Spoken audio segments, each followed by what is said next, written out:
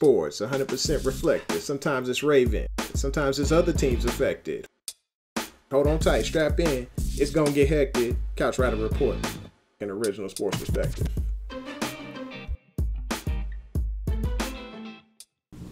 Welcome back to the home of original sports perspective, from our couch to yours. This is your host, the Couch Rider Raven, Jermaine Lockett. Hey, I appreciate you coming back. For those of you, if this is your first time, you in for a treat. Y'all check out the previous videos, hit the like button, hit subscribe, and here we go. How's the dead zone going for you? I think Ravens fans, we're doing okay. I'm doing okay. I'm not crying, you're crying.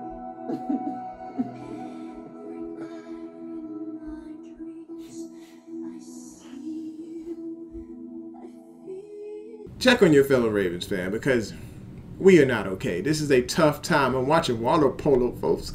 Water polo. Let's go. Good block, baby. I'm getting excited about my kids rolling a bowling ball down the hallway. I'm almost about to be back to being a good father. Anyway, that's not what y'all came here for. You came here for the talk. I want to talk to you about slot corners. I'm talking about Tavon Young, folks. Tavon. Or as my boy Engraven says, Tay-Tay, young Tay-Tay. Look, here's the deal. This dude was phenomenal. I got to see him play live. He actually manned up Dez Bryant. Did a solid job. I mean, in the red zone, of course, we knew what happened. Dez threw the X up on him because he was able to beat him, because Tavon is, he's short. But he was also the #1 corner for the Ravens back in, I want to say it was 2016. He's a phenomenal corner. He can play inside, outside. He can shadow folks. The dude is very, very instinctive. He was able to give Dez a little bit of trouble. Dak wasn't seeing him open all the time. And then, of course, Dez just kind of turned on a switch, and it just seemed like things definitely changed for the worse for Tavon.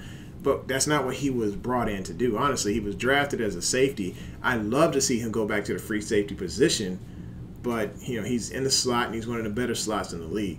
He's not afraid to lower the boom and tackle. My guy is opportunistic. You can see him always around the ball. When he picks up a fumble, he's trying to score. He's not going to just sit back and go ahead and slide or run off into an offensive lineman to get tackled. Hopefully nobody does that. Just don't do that. That's bad technique. Just you asking to get popped, to get laid out. But it could be put in a stretcher, especially the offensive lineman is mad because his QB just threw a pick, whatever, or they had a fumble. Don't do that. Anywho, but then he comes back and he gets injured, and we don't see him until 2018. 2018, the dude does okay. He had like 5 pass deflections. I think he had 3 fumble recoveries and 2 touchdowns. Excellent guy, and he can even cover tight ends.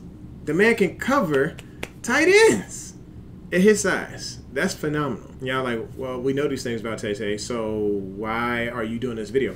Why am I doing this video? Just because we know the inevitable is going to happen, and I hate to wish this on any Ravens player at all, but based on the history, can our guy stay healthy? I'm going to go ahead and say not the whole season. I'm hoping that he doesn't get knocked out with a season-ending injury, but we do know, just like with Sammy Watkins, the injury bug has hit these individuals, and we hope the best for them, but we got to prepare for the worst. Hope for the best, plan for the worst. Hopefully you use that as a life tool. This dude who can replace him got drafted this year, Shaun. 6'1", 195 pounds. Let's go. He can do good shadowing. He's got good trailing technique. He's got good recovery speed. He acts like a wide receiver when the ball's in the air, as if, hey, this is meant for me, baby. I'll take this. Yes. Good dude. He understands his zone responsibility. Sometimes some people don't understand zone. They understand, okay, there's a guy in front of me, and then they end up falling out of the zone. He's able to trade off players easy when he's in that zone. He reads QBs well. Now, the thing about zone is you get an opportunity to look at QBs a little bit too much. And of course, once something slides to your left or to your right a little bit too much because you've been staring at the backfield, then of course that's when that QB is going to make that play. But I think the way that he plays zone is so well, and he's a bit instinctive as well, as you can tell. He's just kind of like Tavon is. But I see Shaun making plays, folks. I see him making big-time plays. The reason being is because in college he had 76 tackles, 18 pass deflections, and 6 interceptions. I'm not saying he's going to get all that there, but at the same time, with the amount of pressure that Wink applies for the Baltimore Ravens on defense, he's going to have some fruits from his labors. is going to benefit, especially in the slot, because they're looking for that slot receiver the majority of the time against the blitz. That's kind of what Brady used to do. You know, he used to be able to beat the blitz very quickly because of the interior receivers that he had. If you have a good slot corner to be able to handle those, then it tables a turn. It makes the quarterback's life a living heck, and then that's just that extra half a second. He's got to go look for a second target.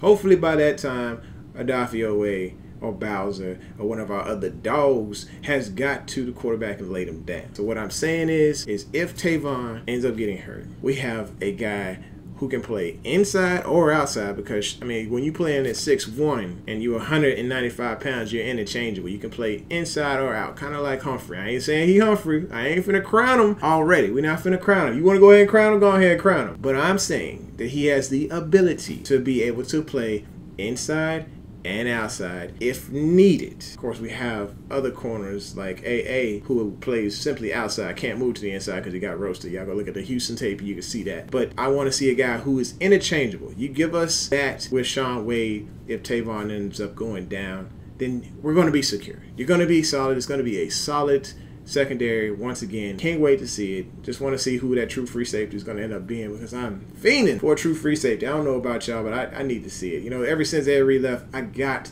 that. I'm just fiending for a true free safety. I thought it was going to be, you know, like Haruki Nakamura. Didn't end up happening. I thought even Tom Zibikowski. I know I'm bringing it back on you, but I'm thinking like, hey, they could have been that dude because they were getting trained by one of the greats. Didn't happen. Anywho, but this is about the corners, the slot corners. Look, I'm going to go back and look at some more film, but I really do believe that if Tavon goes down, Shaun Wade can be that guy. And I hope you do too. But I also want to bring up in another video just dumb stuff Ravens fans said. And the reason being is because y'all out. Don't come to me in my inbox with the dumb stuff as far as what you think a dumb comment is. I'll find you, because I know you're out there making them dumb comments. I'll find each one of you, and I'll go ahead and put you on blast over here in the next video and stuff, because y'all are hilarious. I love you all. We family. Boy, but when it comes to family, you got a couple people that's off. Anyway, this is the home of Original Sports Perspective. From our couch to yours. Thanks for tuning in. Hey, make sure you hit the like button, hit that subscribe, and I will see y'all next time. Peace out.